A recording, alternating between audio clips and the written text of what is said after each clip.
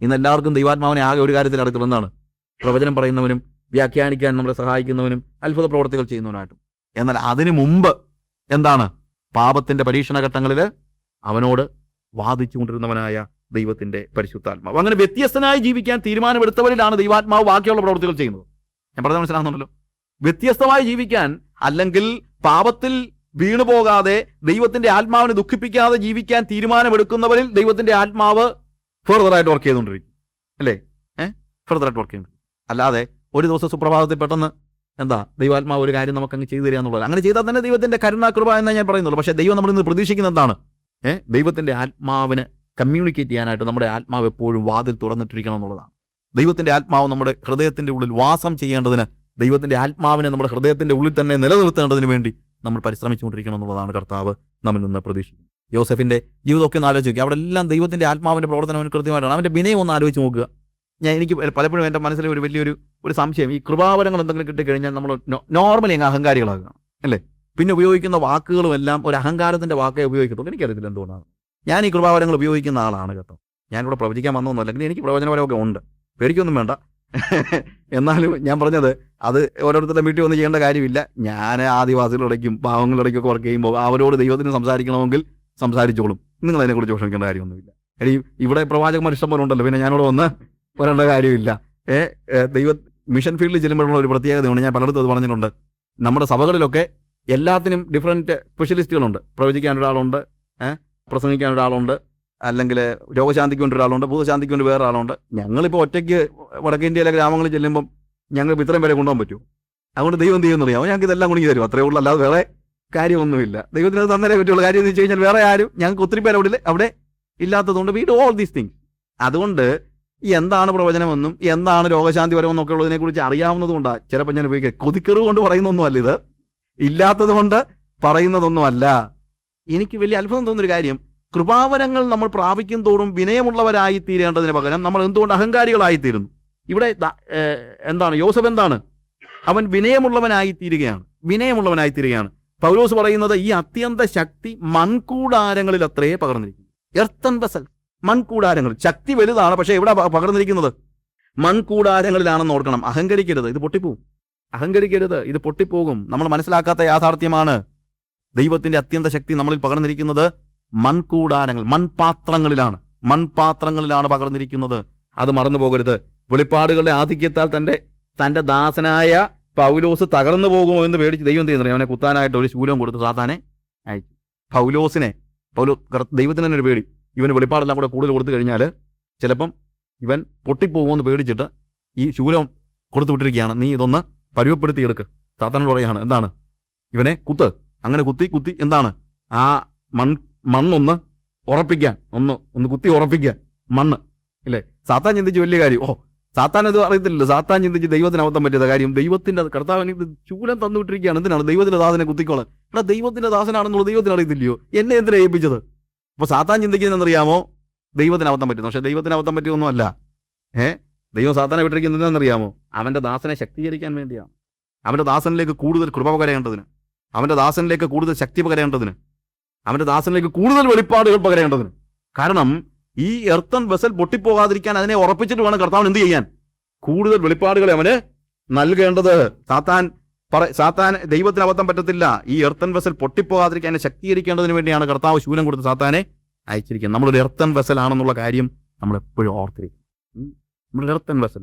നമ്മളൊരിക്കലും അഹങ്കാരത്തിന്റെ വാക്കുകളോ മറ്റുള്ള വാക്കുകൾ, അല്ലെങ്കിൽ അഹങ്കാരത്തിന്റെ ഒരു വാക്കുകൾ മാത്രമല്ല, ഹൃദയത്തിന്റെ ഉള്ളിൽ പോലും അഹങ്കാരത്തിന്റെ ചിന്ത ഉണ്ടാകാതിരിക്കാൻ എല്ലായ്പ്പോഴും കൃപാവരപ്രാപ്തർ പ്രത്യേകിച്ച് പരിശ്രമിക്കണം. കാര്യം പൗലോസ് തന്നെ പറയാണ്, ഇറ്റ് ഈസ് പോസിബിൾ.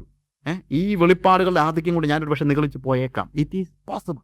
അതുകൊണ്ട് പിശാച് നമ്മളെ വലച്ചു കളയാതിരിക്കേണ്ടതിന് നിഗളത്തിന്റെ എല്ലാ മണ്ഡലങ്ങളിൽ നിന്ന് നമ്മൾ മാറി നിൽക്കേണ്ടത് ആവശ്യമാണ്. നമ്മുടെ വിജ്ഞാനവും കർത്താവ് വന്നിരിക്കുന്ന അറിവും കർത്താവ് വന്നിരിക്കുന്ന ശക്തിയും കർത്താവ് വന്നിരിക്കുന്ന കൃപകളും എന്താണ്? അത് ദൈവം തന്നതാണെന്നും നമ്മൾ വെറും മൺപാത്രങ്ങളാണെന്നും എപ്പോഴും ഓർത്തുകൊണ്ടിരിക്കേണ്ടത് വളരെ അത്യാവശ്യമാണ്. ഉൽപ്പത്തി പുസ്തകം 41 അധ്യായത്തിന്റെ 15-16 വാക്യങ്ങളിൽ യോസഫ് പറയുന്നത് എന്താണ്?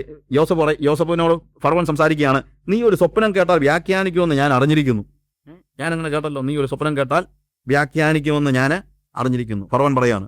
യോസഫ് യെസ് പറഞ്ഞു കാണുമല്ലോ, അല്ലേ? നമ്മുടെ പാനപാത്രവാഹൻ മറ്റവൻ പറയാനില്ല. അവന്റെ കാര്യം ഞാൻ പറഞ്ഞതാ, അവൻ തട്ടിപ്പോയി. ഇങ്ങനെ വല്ലതും പറഞ്ഞു? അതാ ഞാൻ പറഞ്ഞാൽ അച്ചട്ട എന്നുവല്ലം പറഞ്ഞ യോസഫ്. നമ്മൾ പറയുന്ന വാക്കുകളാ. ഞാൻ പറഞ്ഞാൽ അച്ചട്ട, സൂക്ഷിച്ചോണം എന്നുവല്ലം പറഞ്ഞ യോസഫ്? ഇല്ല. യോസഫ് എന്താ പറയുന്നത്? അയ്യോ ഞാനല്ല, ദൈവം തന്നെ ഫറവോന് ശുഭമായ ഒരു ഉത്തരം. വിനയം നോക്ക് പ്രിയമുള്ളവരെ, നമ്മളുടെ വാക്കുകൾ എങ്ങനെ ഇരിക്കുന്നു? ആത്മനിറവുള്ളവൻ എല്ലായ്പ്പോഴും വിനയമുള്ളവനായിരിക്കും. ആത്മനിറവുള്ളവൻ എല്ലായ്പ്പോഴും വിനയത്തിന്റെ വാക്കുകൾ ഉപയോഗിക്കത്തുള്ളൂ.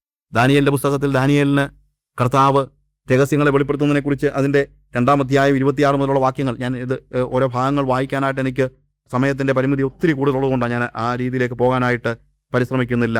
എങ്കിലും അവിടെ ദാനിയേല് നെബൂഖദ്നേസറിനോട് പറയാണ്, എനിക്ക് എന്തെങ്കിലും മറ്റുള്ളവരിൽ നിന്ന് എന്തെങ്കിലും പ്രത്യേകതകളോ പ്രത്യേക ജ്ഞാനമോ ഉണ്ട് എന്ന് അല്ല. സ്വർഗത്തിൽ രഹസ്യത്തെ വെളിപ്പെടുത്തുന്ന ഒരു ദൈവം സ്വർഗത്തിൽ ഉണ്ട്. നോക്കുക, പൂർണ്ണമായും എന്തുവാ മഹത്വം മുഴുവൻ ആർക്ക് തന്നെ കൊടുത്തിരിക്കുകയാണ്? ദൈവത്തിന് കൊടുത്തിരിക്കുകയാണ്. ഞാൻ എന്ന് ഇതിലൂടെയാണ് ഈ പറയുന്ന കൽദയ മന്ത്രവാദികളുടെയും വിജ്ഞാനികളുടെയും അത്രയും ജ്ഞാനമൊന്നും എനിക്ക് ഇല്ല. അവരൊക്കെ വലിയ വലിയ ആളുകളാണ് ലോകപ്രകാരം. പക്ഷെ ഞാൻ വന്നിരിക്കുന്ന ആരുടെ പേരിലാണ്? എൻ്റെ കർത്താവിൻ്റെ പേരിലാണ്. എനിക്ക് എന്തെങ്കിലും പ്രത്യേക കഴിവുണ്ട് എന്ന് അല്ല. പ്രിയമുള്ളവരെ, അങ്ങനെ ഒരു വിനയമാണ് നമുക്ക് വാസ്തവത്തിൽ ആവശ്യമായിരിക്കുന്നത്. ആ രീതിയിലുള്ള ഒരു വിനയം നമുക്കില്ല എങ്കിൽ നമ്മുടെ ജീവിതം വളരെ പരാജയത്തിലേക്ക് പോവുകയാണ്. ആത്മനിറവ്, അടുത്തായിട്ട് ഒരു ഭാഗം കൂടെ പറഞ്ഞുകൊണ്ട് ഞാൻ അവസാനിപ്പിക്കുകയാണ്. ആത്മനിറവുള്ളവൻ അധികാരമോഹിയല്ല. ഉൽപ്പത്തി പുസ്തകം 41-33 വാക്യത്തിൽ എന്താ യോസഫ് പറയുന്നത് അറിയാമോ? വിവേകവും ജ്ഞാനവുമുള്ള ഒരുത്തനെ അന്വേഷിച്ച് മിസ്രയീം ദേശത്തിന് മേലധികാരി ആക്കിയാലും ഫറവോനെ. അവൻ പറയാണ്, ഞാനിത് വ്യാഖ്യാനിച്ചു തന്നു, അതുകൊണ്ട് നീ എന്ത് ചെയ്യണം? വിവേകവും ജ്ഞാനവുമുള്ള ഒരുത്തനെ നീ ഒന്ന് അന്വേഷിച്ച് നീ ഒന്നാക്കില്ലേ, അങ്ങോട്ട് പറയുക. അവൻ പറയുന്നത് എന്നെ ആക്കാനല്ല പറയുന്നത്, എനിക്ക് ആകണ്ട എന്ന്. അതിനെക്കുറിച്ച് അവൻ ആകണ്ട എന്നുള്ളതൊന്നുമല്ല. ഇവൻ ഇതിന്റെ അധികാരി ആകുമെന്നോ ആകണമെന്നോ ആക്കുമെന്നോ വല്ല ഇവന്റെ മനസ്സിലുണ്ടോ? ഇല്ല. വേണ്ടാന്ന് പറയുക എന്നുള്ളതല്ല, ഇവന്റെ മനസ്സിൽ പോലും അങ്ങനെ ഒരു ചിന്ത കടന്നുകൂടിയിട്ടില്ല. ആത്മനിറവുള്ളവൻ ഒരിക്കലും അധികാരമോഹി ആയിരിക്കത്തില്ല. ദാനിയേൽ പ്രവചനം 5-ാം അധ്യായം 17-ാം വാക്യത്തിൽ ബെൽസസർ രാജാവിനോട് ദാനിയേൽ പറയുന്നൊരു കാര്യമുണ്ട്. ദാനങ്ങൾ തിരുമേനിക്ക് തന്നെ ഇരിക്കട്ടെ, സമ്മാനങ്ങൾ വേറൊരുത്തിന് കൊടുത്താലും. അവൻ പറയാണ്, ദാനങ്ങളൊക്കെ തിരുമേനിക്ക് തന്നെ ഇരുന്നു, സമ്മാനങ്ങൾ വേറൊരുത്തിന് കൊടുത്താലും. ഞാൻ അതിനുവേണ്ടിയൊന്നും അല്ല ഈ കാര്യങ്ങൾ പറയുന്നത്. ഞാൻ പറയുന്നത് ആ ഒരു ലക്ഷ്യത്തോടെയും അല്ല. അത് തന്നെയല്ല, അവനറിയായിരുന്നു ഈ ദാനങ്ങൾ കൊടുക്കാൻ ഈ രാജാവ് ജീവനോട് ഇരുന്നിട്ട് വേണ്ടായോ? അതിന്റെ 5-ാമത്തെ 30-ാം വാക്യത്തിൽ ആ രാത്രിയിൽ തന്നെ കൽദയ രാജാവായ ബേൽസസർ കൊല്ലപ്പെട്ടു നമ്മൾ കാണുന്നത്. ആ രാത്രിയിൽ തന്നെ കൽദയ രാജാവായ ബേൽസസർ കൊല്ലപ്പെട്ടു. ആത്മനിറവുള്ളവന് സമ്മാനം കൊടുക്കാനുള്ള പ്രത്യേക കഴിവൊന്നും സ്വന്തം ജീവനെ രക്ഷിക്കാൻ പോലും ഇല്ലാത്തവനാണ് പറയുന്നത്, ഞാൻ നിനക്ക് എന്തോ തരാമെന്ന്, സമ്മാനം തരാമെന്ന്. അല്ലേ? സ്വന്തം ജീവനെ പോലും രക്ഷിക്കാൻ കഴിവില്ലാത്ത. ഞാൻ പറയട്ടെ, ഈ സമ്മാനങ്ങൾ, ഈ ഭൗതികമായ കാര്യങ്ങൾ, അതിന്റെ പിന്നാലെ പോകുന്നവൻ ആത്മനിറവുള്ളവനാണെന്ന് കണക്കാക്കാൻ ഒരിക്കലും പറ്റത്തില്ല. നമ്മൾ രാജാക്കന്മാരുടെ പുസ്തകം, രാജാക്കന്മാരുടെ പുസ്തകം 5-ാം അധ്യായം 15 മുതലുള്ള വാക്യങ്ങൾ വായിക്കുമ്പോഴത്തേക്ക് അവിടെ നയമാൻ എന്ത് ചെയ്യുകയാണ്? നയമാൻ പറയുകയാണ്, ദയവായി എൻ്റെ കയ്യിൽ നിന്നൊരു സമ്മാനം കൈക്കൊള്ളണമേ എന്നാണ് പറയുന്നത്. അല്ലാതെ ഒരു മോളിൽ നിന്ന് ഇട്ട് കൊടുക്കുകയല്ല. ദൈവത്തിന് കൊടുക്കുന്നത് വാസം പറഞ്ഞാൽ അങ്ങനെ വേണം കൊടുക്കാൻ. അത് നമ്മളെല്ലാവരും പഠിച്ചിരിക്കേണ്ട ഒരു കാര്യമാണ്. നമ്മളൊക്കെ എന്നറിയാം, മോളിൽ നിന്ന് താഴോട്ട് ഇട്ട് കൊടുക്കുന്നത് പോലെയാണ് പലപ്പോഴും ദൈവത്തിന് ഇട്ട് കൊടുക്കുന്നത്. പക്ഷെ നയമാൻ എന്താ പറയുന്നത്? സ്വീകരിക്കണേ എന്നാ പറയുന്നത്. ഇന്ത്യൻ പശ്ചാത്തലത്തിൽ അല്ലെങ്കിൽ നമ്മുടെ ആരുടെയും പശ്ചാത്തലത്തിൽ നമ്മൾ കൊടുക്കുമ്പോൾ കൊടുക്കുന്നവന്റെ കൈ മുകളിലും വാങ്ങിക്കുന്നവന്റെ കൈ താഴെയുമാണ്. അങ്ങനെ നമ്മൾ എല്ലാവർക്കും കൊടുക്കുന്നത്. സ്വത്രാഴ്ച മോളിൽ താഴോട്ട് ഇടുക, അല്ലേ?